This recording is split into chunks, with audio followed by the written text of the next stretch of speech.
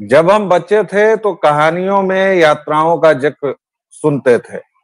हमें कहानियां सुनाई जाती थी, जैसे ठेले पर हिमालय। ये हमने एक, आजकल उसे ट्रेवलॉग बोलते हैं। हम लोगों के जमाने में हिंदी हिंदी ही थी, अंग्रेजी नहीं हुई थी, तो उसे यात्रा वृत्तांत बोलते थे।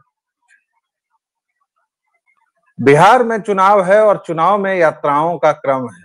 ऐसा क्रम है कि एक के बाद एक अनवरत यात्राएं चल ही रही हैं, और इसकी शुरुआत पिछले वर्ष नीतीश कुमार ने की थी। वो हालांकि हर एक साल एक यात्रा पर निकलते हैं, जनता से मिलते हैं, और अब इससे पहले कि कोई भाई आ जाएं और कहें कि भाई उनकी यात्रा में तो तंबू कनात लगा रहता है और कौन सा वो जनता से मिल पाते हैं, तो आजकल की यात्राएं ऐसी ही होती हैं। जैसे अभी पिछले दिनों हमने एक छोटी सी यात्रा देखी 15 दिनों की, जिसमें सिपाहियों को कुचला गया, जनता पर थार चढ़ा दी गई, लोगों की बुलेट और मोटरसाइकिलें छीन ली गईं, लेकिन वह व्यक्ति आज फिर एक यात्रा पर निकल रहा है और मैं डरा हुआ हूं। आनंद भाई, आपका स्वागत करूं, लेकिन उससे पहले मैं डरा हुआ हूं कि 4 दिनों की ये यात्रा है, 16 तारीख से 20 तारीख तक, और घोषित अपराधी चारा चोर का बेटा इस पर निकल रहा है। इस बार बिहारियों को क्या क्या भुगतना होगा इन 4 दिनों में, क्योंकि ये आरजेडी की मात्र आरजेडी की यात्रा है। इस बार इसमें कांग्रेस भी नहीं है जी। तो इसमें सबसे पहली बात तो ये है कि देखिए, मेरी हमेशा ये मंशा रहती है, हमेशा ये कामना रहती है कि आरजेडी को ज़्यादा से ज़्यादा रैलियां करने का मौका मिले। आरजेडी जैसे जैसे रैलियां करेंगी, लोगों को आरजेडी का असली चरित्र जो है, वो चाल चरित्र जो है वो दिखना शुरू होगा।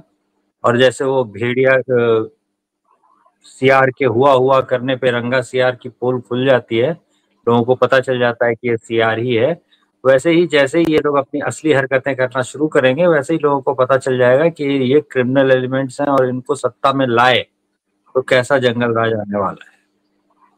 तो ये सब होने वाला है इसलिए। और देखिए, यहाँ पे जो आप एक बीच में यात्राओं की बात कर रहे थे जिस समय, तो उस समय हमें सूझ रहा था कि भाई पुराने जमाने में ऐसा होता था कि हम कहते थे कि हम पेड़ वेड़ लगाने का शौक रखते हैं। तो मेरा मतलब होता था कि 20 साल पहले कि हम आम के कुछ पेड़ लगा करके तैयार हैं भाई, कुछ हमने अशोक के पेड़ लगा दिए हैं, कुछ हमने और दूसरे फलदार जो वृक्ष होते हैं वो लगा दिए हैं। आज की डेट में वही आदमी, वही हम जब बोल रहे होते हैं कि पेड़ पौधे लगाने का शौक है, तो मेरा मतलब होता है हम गमलों में छोटे छोटे पौधे लगाते हैं, इंडोर प्लांट्स।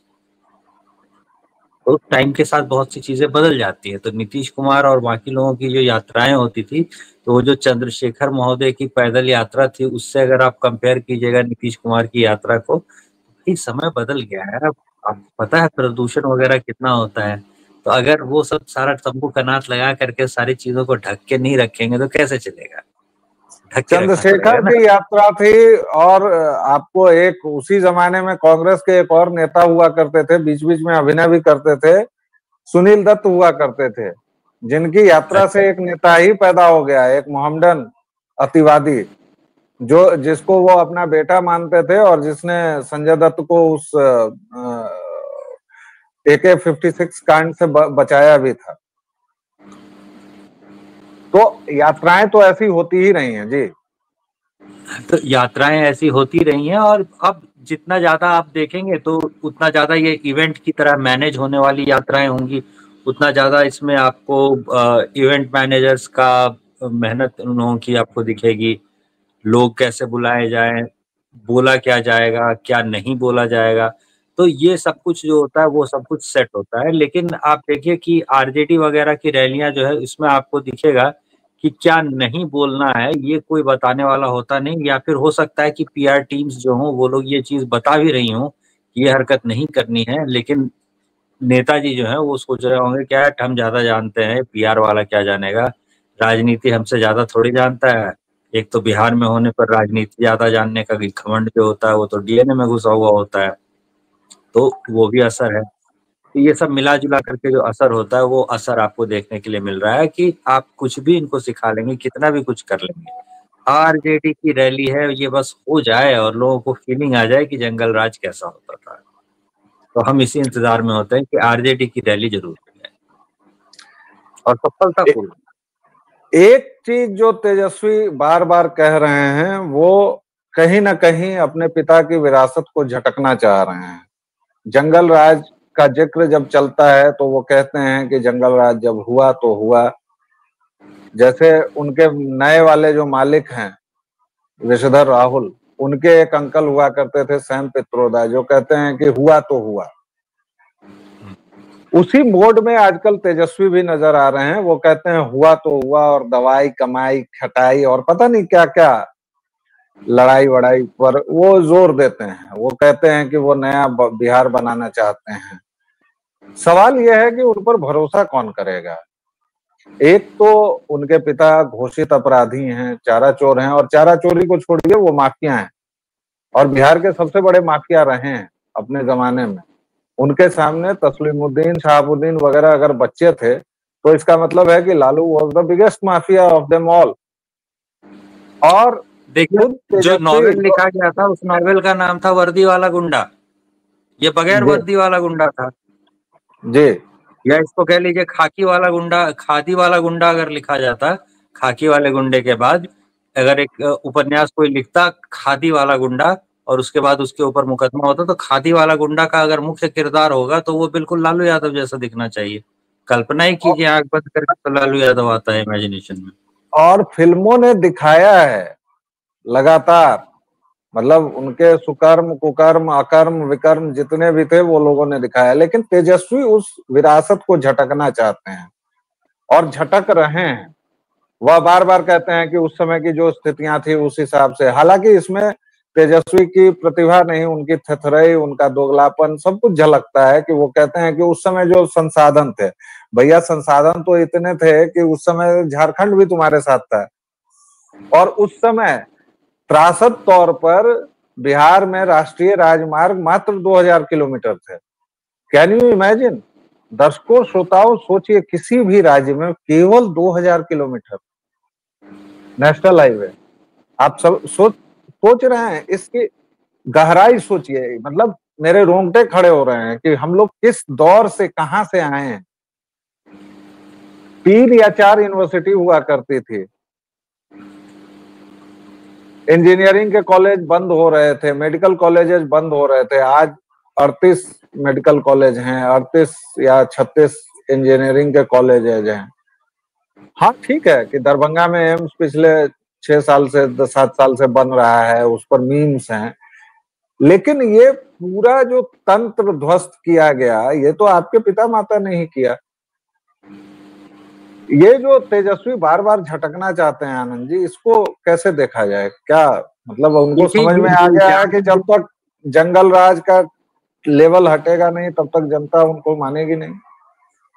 देखिए, ये लेवल ऐसा है ना जो न चाहते हुए भी तेजस्वी पर चिपका ही रहेगा, क्योंकि साधु यादव और सुभाष यादव कहीं जाने वाले तो है नहीं।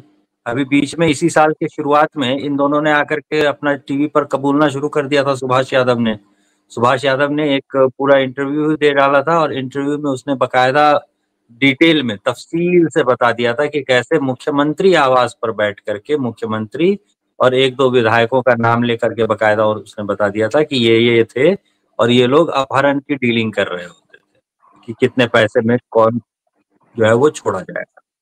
तो ये सारी डीलिंग हो रही होती थी। ये सुभाष यादव जो है वो टीवी पे बता करके गया है। उसके बाद बता करके गया है कि किस तरह के इनके पास विधायकों की संख्या भी पूरी नहीं थी, लेकिन ये लोग गए और जा करके राज्यपाल के पास एक ज्ञापन दे करके और सिग्नेचर्स की लिस्ट समा करके आ गए, और उसके बेसिस पे राबड़ी देवी मुख्यमंत्री हो गई। और किसी ने आज तक जांच की नहीं है कि इनके पास विधायकों की संख्या पूरी थी भी उस समय की नहीं थी। तो इस तरह से सरकार बना दी जाती थी, मतलब किसी को भी उठा करके लेकर के आओ और बिठा दो और बोलो कि ये आज से मुख्यमंत्री, और कोई जांच भी नहीं करेगा कि इसके पास प्रॉपर विधायकों की संख्या जो है उतनी भी पूरी है कि नहीं है। मतलब ये गजब का जंगल राज, जिसमें विधायक वगैरह इतने डरे हुए होते हैं कि वो ये सवाल तक नहीं पूछते हैं कि ये जिसको मुख्यमंत्री बना दिया है वो मुख्यमंत्री है भी कि नहीं लीगली, ये तक पूछने का दम जब नहीं हो, तो उस समय सोचिए कि आप आम जनता की क्या स्थिति होगी। तो कंपैरिजन जो होता है ना वो एक बार में मेंटली दिमाग में लोगों के फिट ही नहीं होगा कि ऐसा भी हो सकता है। तो वो जो आनंद जी, चिंताता चिता चिता वाला फिल्म में आपको दिखाई देता है विलेन, या फिर शूल फिल्म में जो आपको बच्चू यादव दिखाई देता है, ये सारे विलेन जो है ये 100% काल्पनिक हैं, ऐसा नहीं है। ये बढ़ा चढ़ा करके आपको दिखाया जा रहा है, ऐसा भी बिल्कुल नहीं है। ऐसे ही लोग हुआ करते थे, उस बच्चू यादव जैसे और उस चिंताता वाली फिल्म के विलेन जैसे, ऐसे लोग ही हुआ करते थे ये लोग।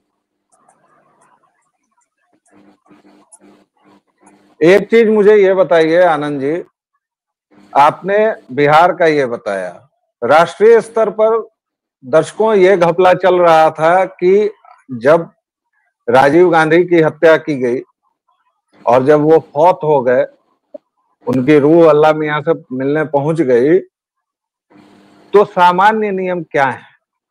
सामान्य नियम यह है कि जिस सीट पर कैंडिडेट की मृत्यु हो उसे रद्द किया जाता है। भारतवर्ष का पूरा चुनाव ही रद्द हो गया सरकार। 1 महीने का समय दिया गया ताकि पप्पू राजीव गांधी जो थे उनकी अस्थियों को पूरे देश में घुमाया जा सके, कांग्रेस के प्रति सहानुभूति लहर पैदा की जा सके, और तब जाकर इन लोगों को 200-220 सीटें कुछ आई थी, पूर्ण बहुमत से उसमें भी कम ही थे, 203 200 कुछ आया होगा। अरे तो उस समय ये चुनाव आयोग के मतलब अध्यक्ष कौन थे?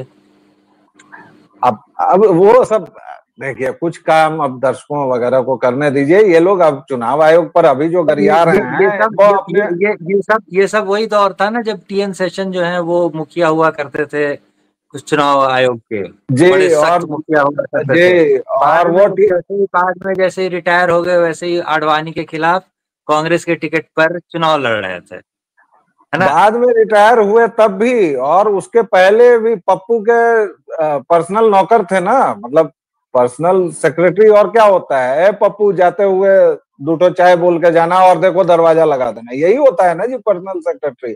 इतना ही नहीं, इस देश में 1992 में एक कलंक ढाहा गया, बाबरी ढांचा नाम का।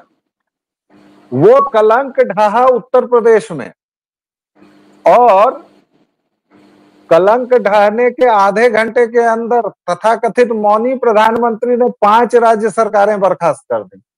कहे भाई, ये कौन सा न्याय था? क्यों आप बर्खास्त कर देंगे? आपने क्या समझ रखा है? और हम कर सकते हैं इसीलिए हम कर देंगे, तुम क्या कर लोगे बताओ? हाँ, हम कर सकते थे, हमने कर दिया, अब बताओ कि अब तुम क्या कर लोगे? वो तो जीत सीधा जनता से, देखिए कांग्रेस या आरजेडी वाले लोग जो होते हैं वो सीधा जनता के मुंह पर थूकने के बाद पूछ रहे होते हैं, हाँ थूका तुम्हारे मुंह पे, अब बता तू क्या कर लेगा? तो यहाँ पे आपके पास एक विकल्प तो वो होता है जो वो एक बंगाली और पहलवान वाला एक चुटकुला होता है, मुझे मारा तो मारा, मेरी बीवी को मार के दिखा फिर तेरा दांत तोड़ दूंगा।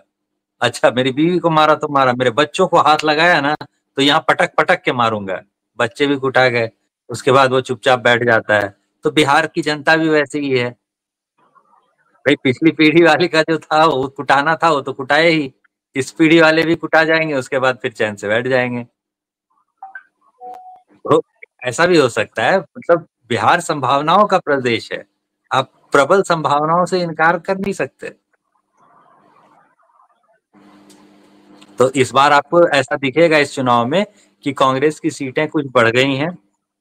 ये इसके कारण भी हैं। कारण ये है कि एक तो देखिए कांग्रेस जो 99 सीटें जो संसद में कांग्रेस के पास आ गई, उसके बाद और कुछ औरंगाबाद वगैरह के आसपास के इलाकों में जो समर्थन कांग्रेस के पास पहले से जो कह रहे हैं परंपरागत जो समर्थन कांग्रेस के पास रहा है वो रहा है, और वापस से मोहम्मडन वोट बैंक जो होता है उसका एक हिस्सा जो होता है वो कांग्रेस की तरफ खिसकता हुआ दिख रहा है। तो ऐसे में कांग्रेस जो है वो ज्यादा कॉन्फिडेंस के साथ चुनाव में उतर रही है और कांग्रेस जो है वो सीटें खा जाएंगी। अब कांग्रेस सीटें खाएंगी तो किसकी सीटें खाएंगी? वो खा तो रही है आरजेडी की सीटें, तो इसकी वजह से आरजेडी को दिक्कत यहाँ पे भी होने वाली है। अच्छा यहाँ पे एक चीज आप और नोटिस कर चुके होंगे कि राजनीति इंटरनली चलती कैसे है। तो इंटरनली राजनीति कैसे चलती है इसका एक उदाहरण आप देखिए कि जो माय समीकरण होता है, उस पर दावा ठोक रही होती है आरजेडी। माय समीकरण का मतलब होता है एम से मोहम्मडन, वाई से यादव। तो यादव वोटों के वो इकलौते सौदागर हैं, यादव वोटों के वो इकलौते ठेकेदार हैं, ऐसा तेजस्वी यादव जाहिर करना चाहते हैं। तो तेजस्वी यादव क्या करते हैं, तो तेजस्वी यादव अररिया, पूर्णिया वगैरह के इलाके में जब रैली पे निकलते हैं तो वो पप्पू यादव को साथ नहीं लेते, क्योंकि पप्पू यादव निर्दलीय लड़ करके और सांसद बन जाते हैं। तो पप्पू यादव को उस रैली में छोड़ दिया जाता है। जबकि बाकी समय आप ऐसे देखिएगा तो पप्पू यादव ही अपनी बुलेट पर उस इलाके में आपको एनएच वगैरह पर घूमते हुए दिखेंगे, बाढ़ पीड़ितों की मदद करते हुए।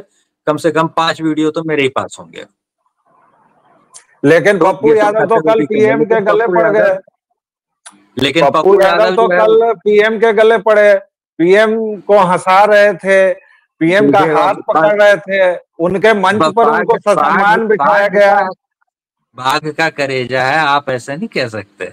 सुनिए, बाघ 2 का मिनट करेजा है भाई। मोदी के नजदीक जाने से उनको डर नहीं लगता। देखिए, हम लोग दूसरे ऐसे छोटे करते छोटे लोगों हैं। को हो सकता है कि मोदी के सामने जाने से वो लोग डर जाते होंगे, लेकिन बाघ का करेजा है, मोदी के सामने जाने से वो डरेगा नहीं, जा सुनिए, सकता है मोदी के पास। अब हम लोग ऐसे करते हैं, इसी में दर्शक मुझे डांटते हैं कि आप आनंद जी को बोलने नहीं देते हैं। मैं ये कह रहा हूं कि पप्पू यादव कल मंच पर चढ़े, और ये देखिए दर्शकों, इसमें बहुत कुछ रॉकेट साइंस नहीं है, ये सामान्य प्रोटोकॉल होता है। अगर प्रधानमंत्री का कार्यक्रम है तो वहां के जो सांसद हैं, स्थानीय सांसद, चाहे जिस भी पार्टी के हों, उनको मिलता है निमंत्रण। वहां ठगबंधन वाले नहीं जाते रहे हैं। यहाँ तक कि कई मुख्यमंत्रियों ने, जैसे ममता बानो ने, और स्टालिन का मुझे अभी याद नहीं आ रहा है एग्जैक्टली, लेकिन शायद वो भी एक आध मौके पर मुंह छुपा के भागा है। उसके अलावा बाकी नेता जाते रहे हैं, करते रहे हैं। जैसे रायबरेली में होगा अगर कोई कार्यक्रम, तो वहां के सांसद को भी निमंत्रण जाएगा। लेकिन पप्पू यादव ने जिस तरह उठकर प्रधानमंत्री का ध्यानाकर्षण करके उनसे बातचीत की, उससे भी एक ये है। और मैं आपको फिर से आपके हारमोनियम समेत ले आता हूं तेजस्वी पर।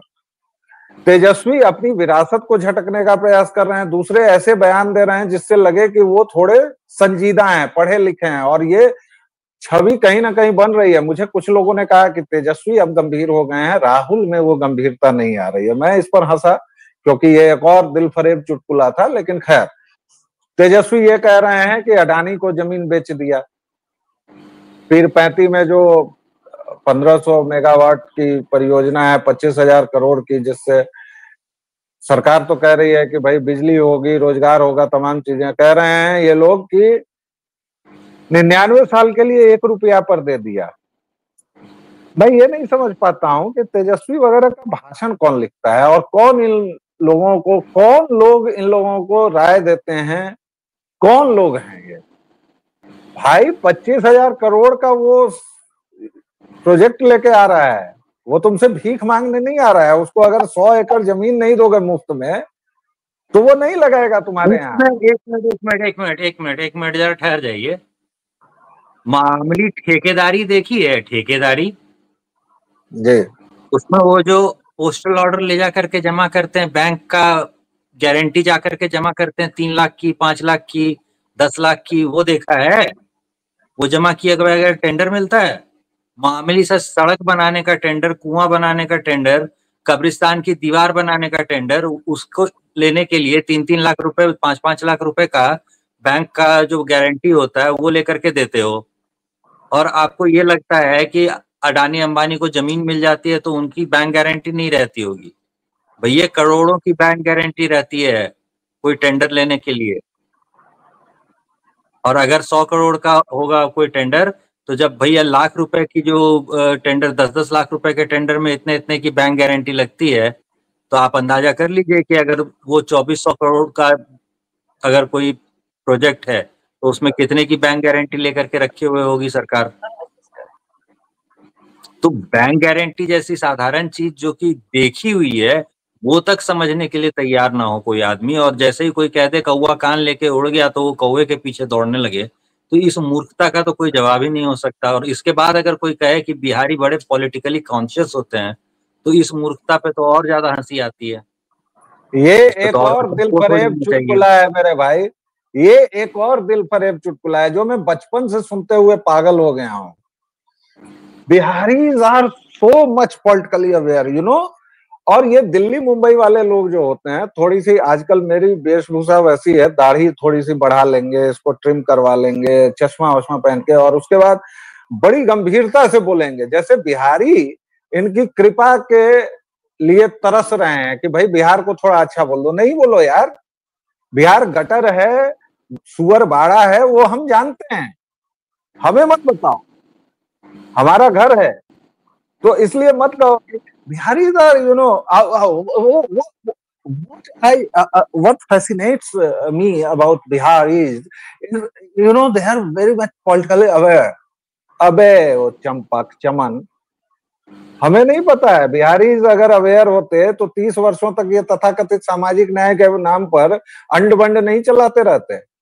लेकिन अगर बिहारी पॉलिटिकली अवेयर होते, बिहारी अगर पॉलिटिकली अवेयर होते तो जैसे ही कोई कहता कि लालू सामाजिक न्याय लेकर के आए तो लोग फटाक से उससे पूछते ना कि फिर भैया उससे पहले कर्पूरी ठाकुर क्या कर रहे थे, उससे पहले भोला पासवान शास्त्री क्या कर रहे थे, और उससे पहले मुख्यमंत्री बने थे जो बीपी मंडल, वो क्या कर रहे थे। तो ये सारे के सारे लोग जो जितने मतलब 67 में गैर कांग्रेसी सरकार बननी शुरू हुई है बिहार में, 1967 में, अगर पॉलिटिकली अवेयर होगा कोई आदमी तो वो पूछेगा ना कि भैया तो 67 से गैर कांग्रेसी सरकार बननी शुरू हुई हो, आपके बाबूजी आए थे 1990 में, तो इस 70 से लेकर के 90 तक के बीच में कोई सामाजिक न्याय नहीं ला पाया 20 साल में, आपके बाबूजी सामाजिक न्याय लेकर के आ गए, कहीं छुपा करके रखे हुए थे क्या।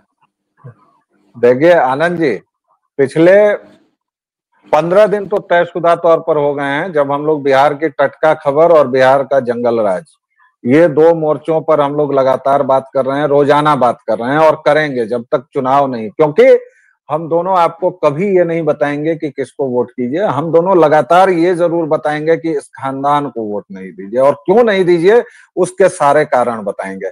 आनंद भाई, आपने समय दिया, बहुत बहुत धन्यवाद। अब आप अपना कंक्लूडिंग रिमार्क दें ताकि इस चर्चा को हम लोग यहाँ एक विराम दे सकें।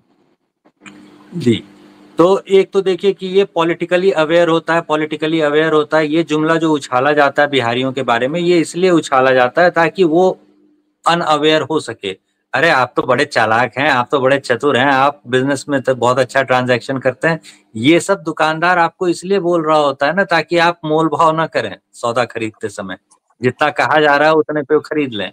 तो ये बहुत साधारण सी ट्रिक होती है, ये अगर किसी को नहीं समझ में आ रही है तो भाई उससे बड़ा बेवकूफ तो और कोई हो ही नहीं सकता। तो उसको पॉलिटिकली अवेयर कह रहे हैं अगर आप, तो आप असल में ठगी के लिए ही उतरे हैं। वो कोई पॉलिटिकली अवेयर नहीं है, वो पॉलिटिकली अनअवेयर आदमी है।